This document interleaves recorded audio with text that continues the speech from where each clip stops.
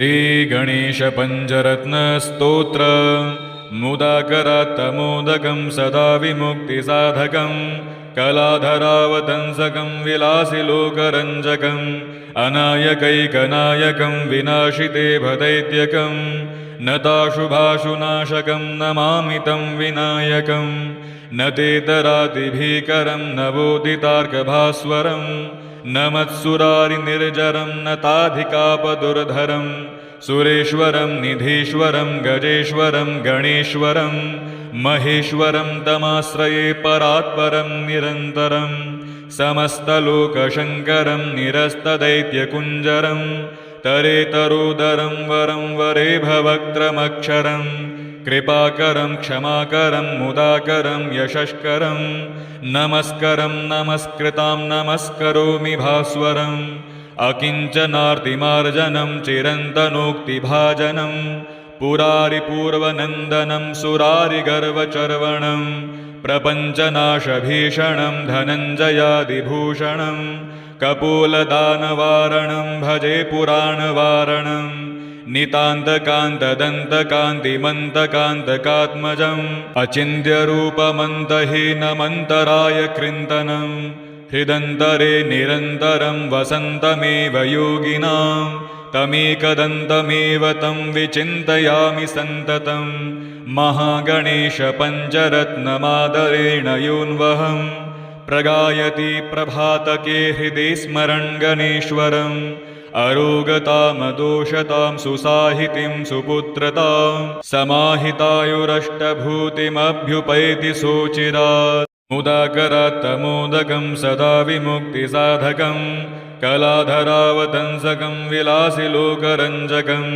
अनायकैकनायकं विनाशिते भदैत्यकं नताशुभाशुनाशकं नमामि तं विनायकं न तेतरातिभीकरं नवोदितार्कभास्वरं नमत्सुरारिनिर्जरं नताधिकापदुर्धरं सुरेश्वरं निधीश्वरं गजेश्वरं गणेश्वरं महेश्वरं तमाश्रये परात्परं निरन्तरं समस्तलोकशङ्करं निरस्तदैत्यकुञ्जरं तरेतरोदरं वरं वरेभवक्त्रमक्षरं कृपाकरं क्षमाकरं मुदाकरं यशस्करं नमस्करं नमस्कृतां नमस्करोमि भास्वरम् अकिञ्चनार्तिमार्जनं चिरन्तनोक्तिभाजनं पुरारिपूर्वनन्दनं सुरारिगर्वचर्वणं प्रपञ्चनाशभीषणं धनञ्जयादिभूषणं कपोलदानवारणं भजे पुराणवारणं नितान्तकान्तदन्तकान्तिमन्तकान्तकात्मजम् अचिन्त्यरूपमन्तहीनमन्तराय कृन्तनं हृदन्तरे निरन्तरं वसन्तमेव योगिनां तमेकदन्तमेव तं विचिन्तयामि सन्ततं महागणेशपञ्चरत्नमादरेण योऽन्वहं प्रगायति प्रभातके हृदि स्मरन् गणेश्वरम् अरोगतामदोषतां सुसाहितिं सुपुत्रतां समाहितायुरष्टभूतिमभ्युपैति सोचिरात् मुदाकरात्तमोदकं सदा विमुक्तिसाधकं कलाधरावतंसकं विलासिलोकरञ्जकम् अनायकैकनायकं विनाशिते भदैत्यकं नताशुभाशुनाशकं नमामि तं विनायकं न तेतरातिभीकरं नवोदितार्कभास्वरं नमत्सुरारिनिर्जरं नताधिकापदुर्धरं सुरेश्वरं निधीश्वरं गजेश्वरं गणेश्वरं महेश्वरं तमाश्रये परात्परं निरन्तरं समस्तलोकशङ्करं निरस्तदैत्यकुञ्जरं तरेतरोदरं वरं वरेभवक्त्रमक्षरं कृपाकरं क्षमाकरं मुदाकरं यशस्करं नमस्करं नमस्कृतां नमस्करोमि भास्वरम् अकिञ्चनार्तिमार्जनं चिरन्तनोक्तिभाजनं पुरारिपूर्वनन्दनं सुरारिगर्वचर्वणं प्रपञ्चनाशभीषणं धनञ्जयादिभूषणं कपोलदानवारणं भजे पुराणवारणं नितान्तकान्तदन्तकान्तिमन्तकान्तकात्मजम् अचिन्त्यरूपमन्तहीनमन्तराय कृन्तनम् हृदन्तरे निरन्तरं वसन्तमेव योगिनां तमेकदन्तमेव तं विचिन्तयामि सन्ततं महागणेशपञ्चरत्नमादरेण योऽन्वहं प्रगायति प्रभातके हृदि स्मरन् गणेश्वरम् अरोगतामदोषतां सुसाहितिं सुपुत्रतां समाहितायुरष्टभूतिमभ्युपैति सोचिरात् मुदाकरात्तमोदकं सदा विमुक्तिसाधकं कलाधरावतंसकं विलासिलोकरञ्जकम् अनायकैकनायकं विनाशितेभदैत्यकं नताशुभाशुनाशकं नमामि तं विनायकं न तेतरातिभीकरं नवोदितार्कभास्वरं न मत्सुरारिनिर्जरं नताधिकापदुर्धरं सुरेश्वरं निधीश्वरं गजेश्वरं गणेश्वरं महेश्वरं तमाश्रये परात्परं निरन्तरं समस्तलोकशङ्करं निरस्तदैत्यकुञ्जरं तरेतरोदरं वरं वरेभवक्त्रमक्षरं कृपाकरं क्षमाकरं मुदाकरं यशस्करं नमस्करं नमस्कृतां नमस्करोमि भास्वरम् अकिञ्चनार्तिमार्जनं चिरन्तनोक्तिभाजनं पुरारिपूर्वनन्दनं सुरारिगर्वचर्वणं प्रपञ्चनाशभीषणं धनञ्जयादिभूषणं कपोलदानवारणं भजे पुराणवारणं नितान्तकान्तदन्तकान्तिमन्तकान्तकात्मजम् अचिन्त्यरूपमन्तहीनमन्तराय कृन्तनं हृदन्तरे निरन्तरं वसन्तमेव योगिनां तमेकदन्तमेव तं विचिन्तयामि सन्ततं महागणेशपञ्चरत्नमादरेण योऽन्वहं प्रगायति प्रभातके हृदि स्मरन् गणेश्वरम् अरोगतामदोषतां सुसाहितिं सुपुत्रतां समाहितायुरष्टभूतिमभ्युपैति सोचिरात् मुदाकरात्तमोदकं सदा विमुक्तिसाधकं कलाधरावतंसकं विलासिलोकरञ्जकम् अनायकैकनायकं विनाशितेभदैत्यकं नताशुभाशुनाशकं नमामि तं विनायकं न तेतरातिभीकरं नवोदितार्कभास्वरं न मत्सुरारिनिर्जरं नताधिकापदुर्धरं सुरेश्वरं निधीश्वरं गजेश्वरं गणेश्वरं महेश्वरं तमाश्रये परात्परं निरन्तरं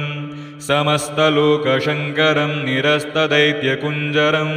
तरेतरोदरं वरं वरेभवक्त्रमक्षरं कृपाकरं क्षमाकरं मुदाकरं यशस्करं नमस्करं नमस्कृतां नमस्करोमि भास्वरम् अकिञ्चनार्तिमार्जनं चिरन्तनोक्तिभाजनं पुरारिपूर्वनन्दनं सुरारिगर्वचर्वणं प्रपञ्चनाशभीषणं धनञ्जयादिभूषणं कपोलदानवारणं भजे पुराणवारणं नितान्तकान्तदन्तकान्तिमन्तकान्तकात्मजम् अचिन्त्यरूपमन्तहीनमन्तराय कृन्तनं हृदन्तरे निरन्तरं वसन्तमेव योगिनां तमेकदन्तमेव तं विचिन्तयामि सन्ततं महागणेशपञ्चरत्नमादरेण योऽन्वहं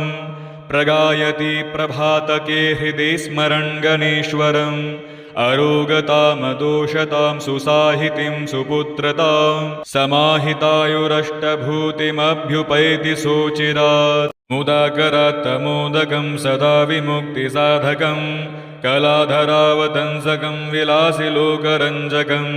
अनायकैकनायकं विनाशितेभदैत्यकं नताशुभाशुनाशकं नमामि तं विनायकं न तेतरातिभीकरं नवोदितार्कभास्वरं न मत्सुरारिनिर्जरं नताधिकापदुर्धरं सुरेश्वरं निधीश्वरं गजेश्वरं गणेश्वरं महेश्वरं तमाश्रये परात्परं निरन्तरं समस्तलोकशङ्करं निरस्तदैत्यकुञ्जरं तरेतरोदरं वरं वरेभवक्त्रमक्षरं कृपाकरं क्षमाकरं मुदाकरं यशस्करं नमस्करं नमस्कृतां नमस्करोमि भास्वरम् अकिञ्चनार्तिमार्जनं चिरन्तनोक्तिभाजनं पुरारिपूर्वनन्दनं सुरारिगर्वचर्वणं प्रपञ्चनाशभीषणं धनञ्जयादिभूषणं कपोलदानवारणं भजे पुराणवारणं नितान्तकान्तदन्तकान्तिमन्तकान्तकात्मजम् अचिन्त्यरूपमन्तहीनमन्तराय कृन्तनं हृदन्तरे निरन्तरं वसन्तमेव योगिनां तमेकदन्तमेव तं विचिन्तयामि सन्ततं महागणेशपञ्चरत्नमादरेण योऽन्वहं प्रगायति प्रभातके हृदि स्मरन् गणेश्वरम् अरोगतामदोषतां सुसाहितिं सुपुत्रतां समाहितायुरष्टभूतिमभ्युपैति सोचिरात् मुदाकरात्तमोदकं सदा विमुक्तिसाधकं कलाधरावतंसकं विलासिलोकरञ्जकम्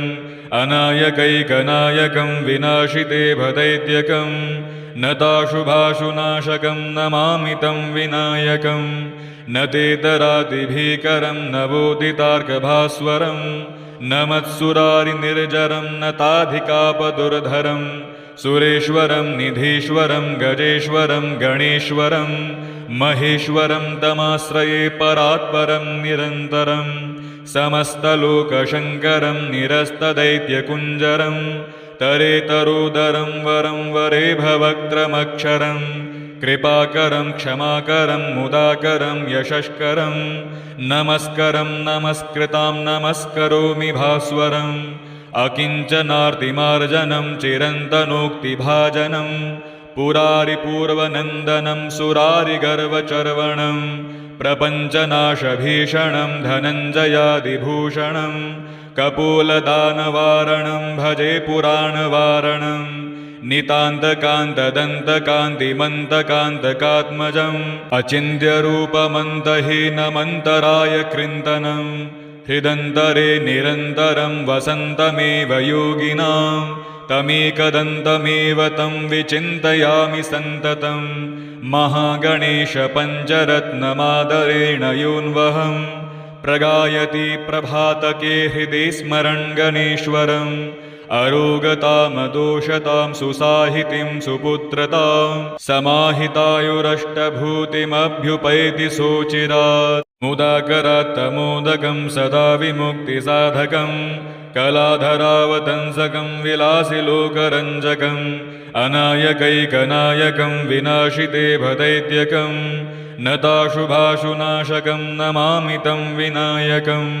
न तेतरातिभीकरं नवोदितार्कभास्वरं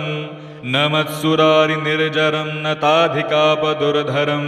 सुरेश्वरं निधीश्वरं गजेश्वरं गणेश्वरं महेश्वरं तमाश्रये परात्परं निरन्तरं समस्तलोकशङ्करं निरस्तदैत्यकुञ्जरं तरेतरोदरं वरं वरेभवक्त्रमक्षरं कृपाकरं क्षमाकरं मुदाकरं यशस्करं नमस्करं नमस्कृतां नमस्करोमि भास्वरम् अकिञ्चनार्तिमार्जनं चिरन्तनोक्तिभाजनं पुरारिपूर्वनन्दनं सुरारिगर्वचर्वणं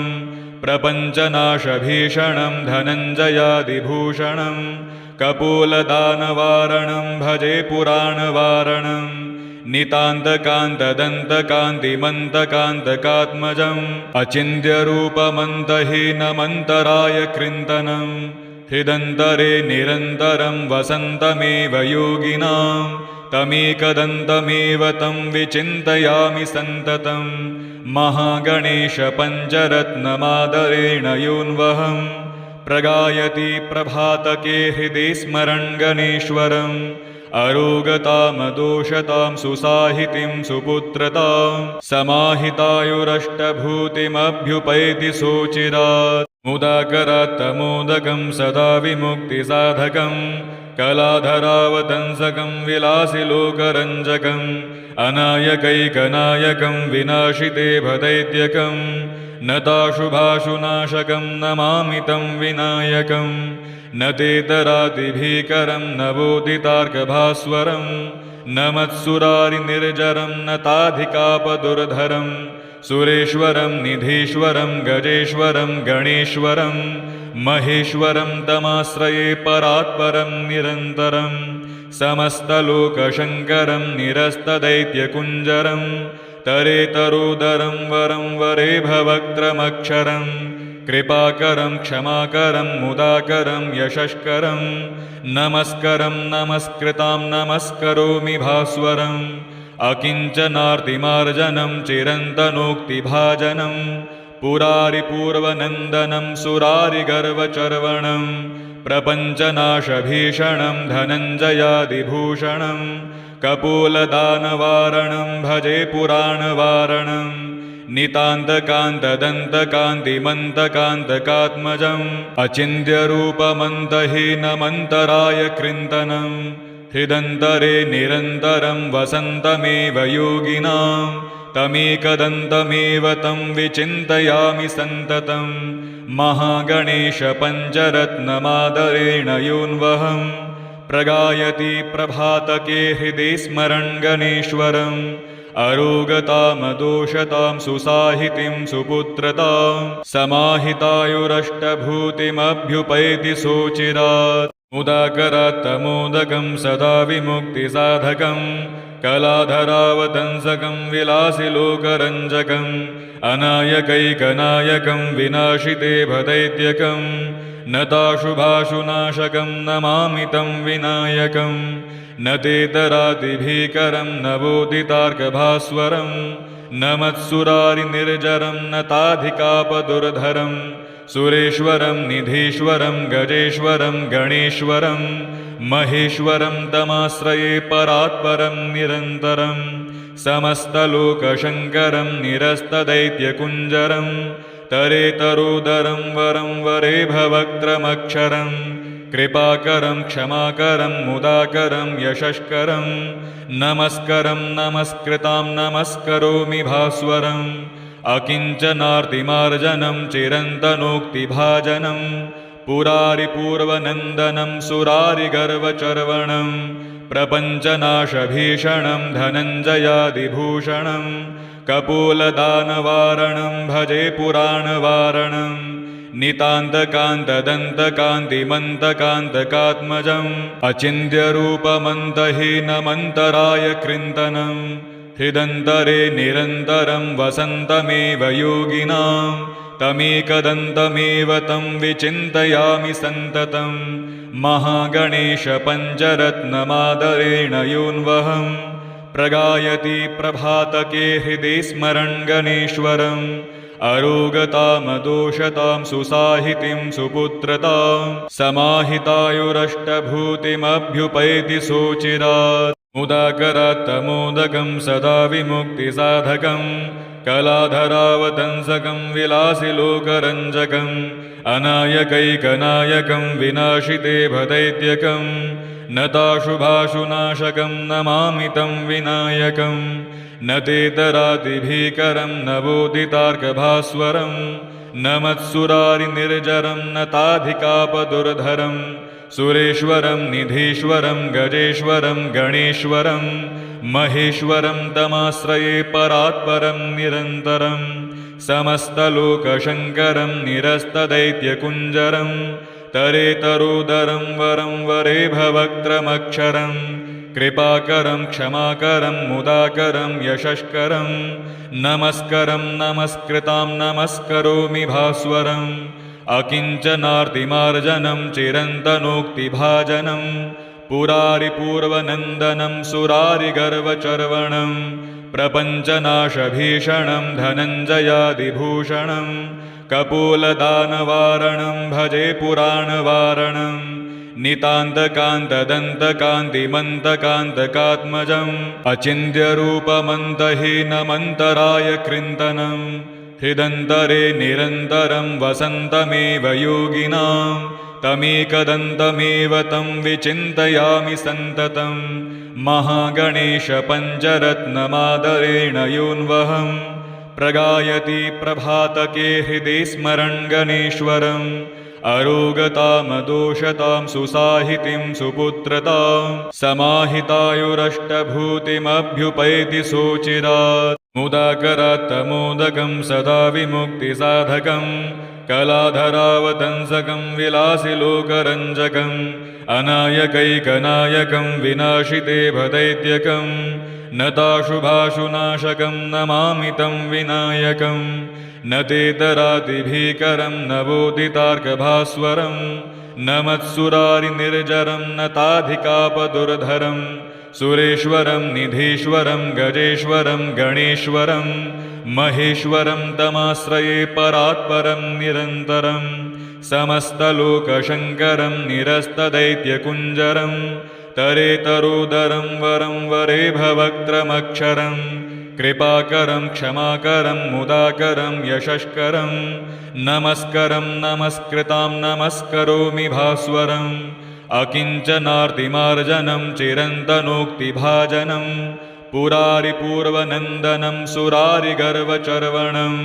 प्रपञ्चनाशभीषणं धनञ्जयादिभूषणं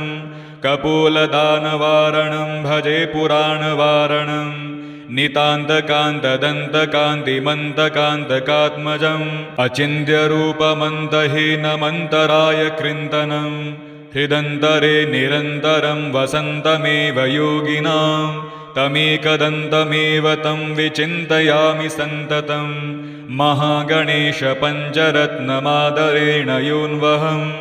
प्रगायति प्रभातके हृदि स्मरन् गणेश्वरम् अरोगतामदोषतां सुसाहितिं सुपुत्रतां समाहितायुरष्टभूतिमभ्युपैति सोचिरात् मुदाकरात्तमोदकं सदा विमुक्तिसाधकं कलाधरावतंसकं विलासिलोकरञ्जकम् अनायकैकनायकं विनाशिते भदैत्यकं